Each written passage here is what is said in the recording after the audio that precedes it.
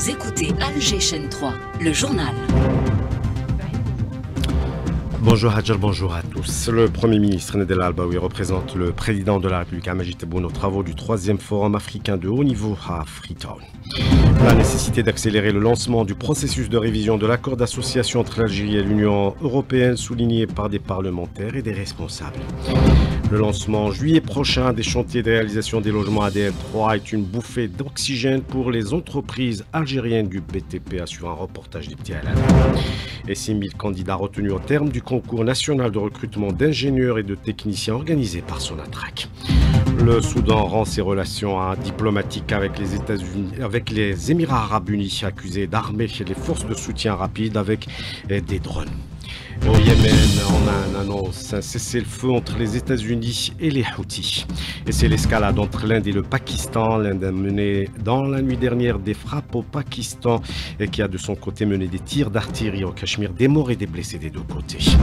Plusieurs activités sont organisées à l'occasion de la commémoration des massacres du 8 mai 45, expo photo et conférences débat au programme. Et puis du football, Ligue des champions d'Europe, l'Inter de Milan en finale après sa victoire 4-3 face au FC Barcelone. À suivre ce soir, PSG Arsenal. Bonjour à tous. Représentant le président de la République Amajid Tebboune et président en exercice du MAEP, Forum des chefs d'État et de gouvernement du mécanisme africain d'évaluation par les pairs, le Premier ministre Nadel Al-Baoui se trouve à Freetown en Sierra Leone pour prendre part aux travaux du 3e Forum africain de haut niveau sur la coopération Sud-Sud, Forum continental pour mobiliser les ressources et coordonner les efforts de promotion des partenariats Sud-Sud. Entretien téléphonique hier entre le ministre des Affaires étrangères et son homologue pakistanais Ahmed Attaf et Mohammadi Chagdar ont souligné la volonté politique forte des dirigeants des deux pays de développer leurs relations et de les hisser vers les plus hauts niveaux possibles. La situation dans la péninsule indienne également évoquée. Ahmed Attaf a réaffirmé la position de l'Algérie qui appelle à préserver les fondements de la sécurité et de la stabilité dans la région en privilégiant le dialogue et la diplomatie et en œuvrant à résoudre les différends par des moyens pacifiques, indique un communiqué du ministère des Affaires étrangères. La nécessité d'accélérer le lancement du processus de révision de l'accord d'association entre l'Algérie et l'Union européenne est soulignée par des parlementaires et des responsables lors d'une journée parlementaire organisée hier. Les intervenants ont rappelé le déséquilibre ayant marqué son application depuis son entrée en vigueur il y a 20 ans, ce qui a d'ailleurs empêché l'Algérie d'en tirer pleinement profit. On écoute Mohamed Aouni, responsable au ministère des Finances. Il en parle à l'Inatoun. Nous avons réalisé un excédent commercial d'environ 194 milliards de dollars depuis le début de l'application de l'accord. Nous avons importé pour 391 milliards de dollars et exporté pour 585 milliards de dollars vers l'Union européenne.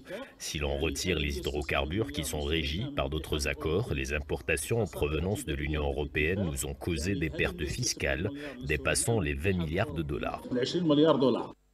Des propos recueillis par Lina Hadouche.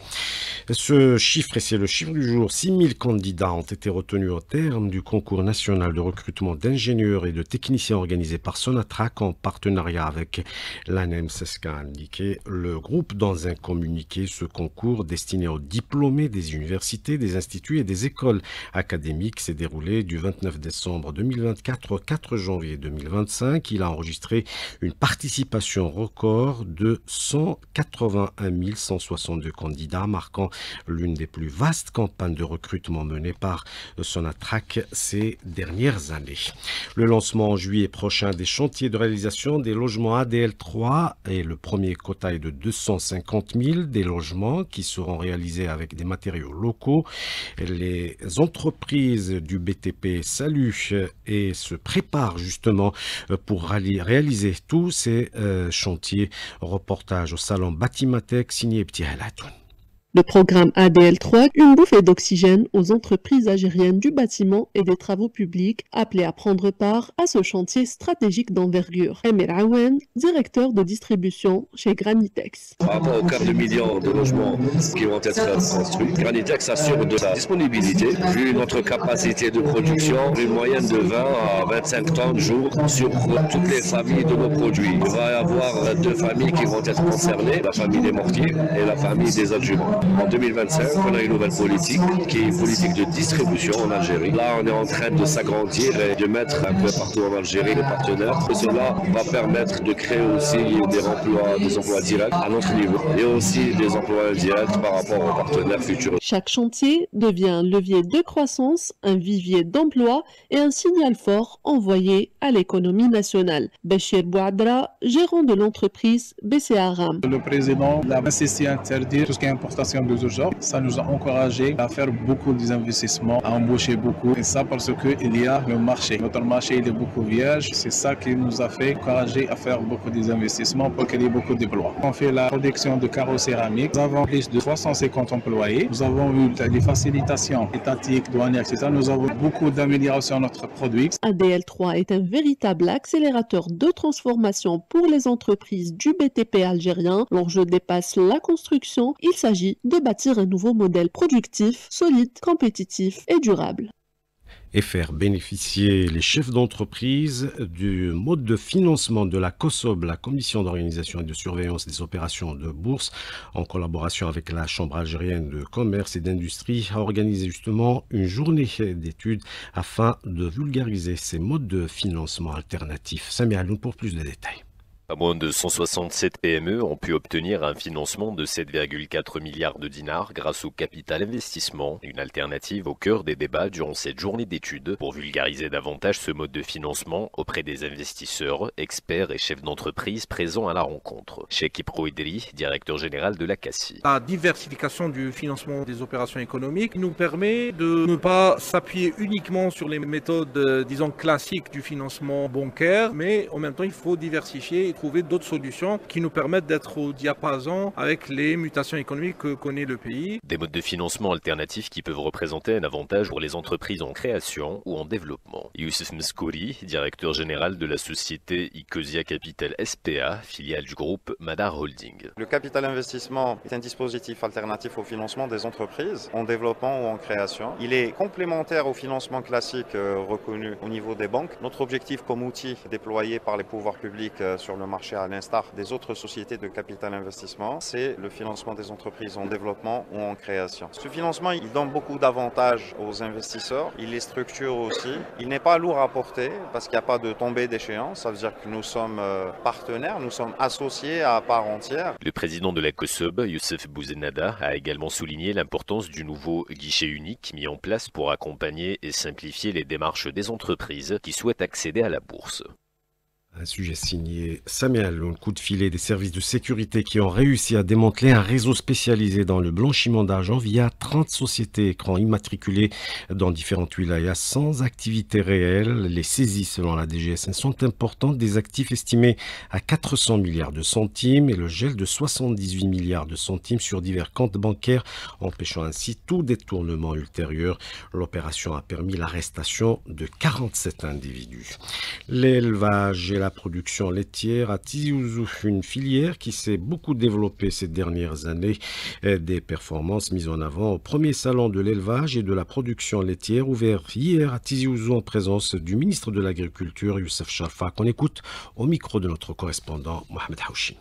Aujourd'hui, les résultats sont très encourageants parce que le monde agricole a connu des mutations très importantes et ça, c'est les résultats du RGA de 2024 et le monde agricole s'est rajeuni par une population d'agriculteurs très jeunes qui ont moins de 50 ans où la femme également a un rôle très important, notamment dans les régions montagneuses. Les résultats sont très encourageants, mais ces résultats vont s'améliorer par la multiplication des salons. Plus on fait des salons, plus on permet des échanges d'expériences, des échanges de maîtrise, des itinéraires techniques, des échanges sur les résultats des semences. Aujourd'hui, la valeur agricole annuelle est de 37 milliards de dollars. Ça représente 15% du PIB national.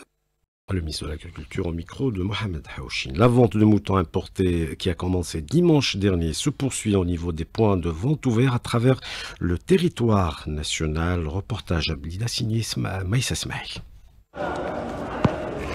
À Blida, près de la gare routière, les citoyens affluent vers l'un des 2 points de vente officiels de moutons importés. On écoute Kamel Fedala, directeur des services agricoles de la wilaya de Blida. L'opération a commencé dimanche 4 mai dans 2 communes de la wilaya de Blida, Chebli et le chef-lieu de Blida, avec un effectif de 2625 têtes. Pour le premier quota de 2625, on est à la fin. Il nous reste que quelques centaines de têtes qui vont être vendues. On attend le deuxième quota. Nous avons suivi Ismail, un jeune homme venu acheter un mouton pour sa famille. ندوا غروف داروا لنا هذه 4 ملايين لاباس الكونه خلصت البارح رحت خرجت هذه في سيبر عمروها لي خلصت دراهم كاشاولي. Il suffit d'une carte d'identité et d'un reçu de paiement pour avoir accès à l'espace de vente, comme nous le dit Kamel Fedala. Le citoyen porte la carte d'identité. S'il a une carte TPE, il va payer par la carte TPE. S'il n'a pas la carte TPE, il y a un versement qui va se faire au niveau du bureau de poste sur place. Il paye, il apporte le récépissé de paiement, il choisit sa bête et il part. Après quelques minutes de recherche, Ismail repart satisfait avec son mouton. Une satisfaction partagée par ses concitoyens. يعطيه الصحة عمي تبون وإن شاء الله بصحتنا كامل إحنا الجزائريين تنظيم ما شاء الله خلصت بالبطاقة الذهبية. جينا نستلموا الخروف حرفيا الله يبارك خروف ما شاء الله 4 ملايين سومة شابة وخروف شباب الله يبارك خلصنا في البوسطة وجينا دينا خروف تاعنا لاباس كاش غاشي بزاف كانت منظمة الحمد لله. L'opération, encadrée par les services agricoles de la wilaya, se poursuit jusqu'à la veille de l'Aïd, tous les jours de 9h à 18h. Un reportage signé Maïssa Smaïl. Le 2 poids 2 mesures de Rotaillot dénoncé en France après sa réaction suite au meurtre du jeune Aboubakar Sissi assassiné récemment dans une mosquée en France. Le quotidien Libération a qualifié de racisme systémique les hommages rendus par des représentants de l'État français dans un article titré « Le lapsus d'État de Bruno Rotaillot ». Le quotidien a critiqué la réaction irresponsable de plusieurs autres représentants de l'État français face au meurtre de ce jeune musulman. Le Sénat, poursuit la même source, a refusé net 7 minutes de silence. Le Soudan a rompu hier ses relations diplomatiques avec les Émirats arabes unis, accusés d'armer les forces de soutien rapide avec des drones qui ont visé notamment Port-Soudan depuis 3 jours, le siège provisoire du gouvernement. Le monde entier suit depuis plus de 2 ans le crime d'agression contre la souveraineté du Soudan, son intégrité territoriale et la sécurité de ses citoyens commis par les Émirats arabes unis via leur affidé local, a déclaré le ministre de la Défense Yassine Ibrahim à la télévision nationale. Il a accusé les Émirats d'avoir fourni des armes stratégiques sophistiquées au FSR et le Soudan répondra à cette agression par tous les moyens nécessaires pour préserver la souveraineté du pays, a-t-il ajouté. Oman a annoncé un cessez-le-feu entre les États-Unis et les Houthis après 2 mois de bombardement. Donald Trump a annoncé hier l'arrêt des frappes aériennes. Par ailleurs, l'armée d'occupation israélienne a poursuivi hier ses bombardements pour le 2e jour consécutif, notamment sur l'aéroport de Sanaa, faisant des dizaines de morts et de blessés.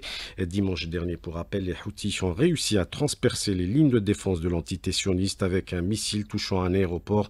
Plusieurs compagnies aériennes ont depuis suspendu leur vol. Et c'est l'escalade entre l'Inde et le Pakistan. L'Inde a mené la nuit dernière des frappes au Pakistan qui a de son côté mené des tirs d'artillerie au Cachemire, des morts et des blessés des 2 côtés. Plutôt, c'est dans au moins 5 zones du Pakistan au Cachemire et dans le Pendjab frontalier de l'Inde que de lourdes explosions ont retenti. L'ONU a affirmé hier, preuve à l'appui, que l'occupation israélienne utilise l'aide humanitaire comme arme de guerre dans la bande de Gaza en envoyant des bombes plutôt que de l'eau et de la nourriture. La porte-parole du Bureau des affaires humanitaires de l'ONU à Gaza, Olga Cherevko, déclare que les habitants de Gaza ne trouvent plus quoi manger. Elle a été contactée par Anne-Céline Dahmoun. Le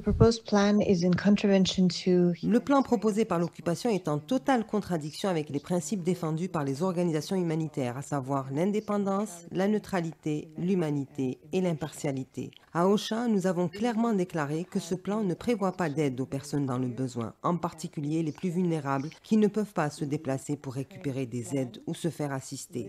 Nous voulons aller délivrer les aides là où se trouvent les sinistrés et porter assistance aux plus vulnérables sans qu'ils n'aient à se déplacer.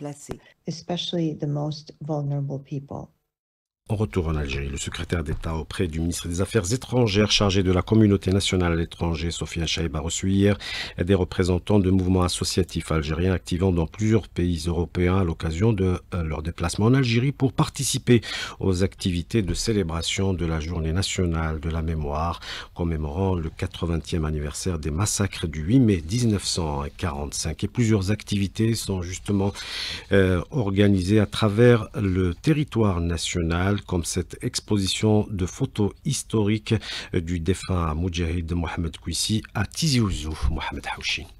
La galerie d'art Mouahia de Tizi Ouzou abrite depuis hier une belle exposition de photos du combattant de la LN Mohamed Kouissi, qui a réalisé des milliers de clichés en Algérie et en Tunisie sur de nombreux héros de la révolution algérienne et des compagnons de lutte de la LN. Et à l'occasion du vernissage, il y a une poule hier après-midi à la Maison de la Culture Mouloud Mamri, et nous avons eu l'occasion de rencontrer la veuve de l'artiste Safia Kouissi, qui à 97 ans bien portée nous a raconté l'itinéraire fabuleux de son regretté mari. On s'est connus très jeunes. C'est là où il a commencé à se former dans la photo. Là, il en a fait vraiment son métier. On retient de lui que c'était un grand photographe, mais un grand patriote. D'abord à Alger, l'école de la politique, c'est à Alger. Parce qu'il y avait Msel El Had à ce moment-là, il y avait les réunions clandestines. On ne pouvait pas ne pas être politicien. Comment vous avez eu l'idée, madame, de monter cette belle exposition? De son vivant déjà, on avait beaucoup de...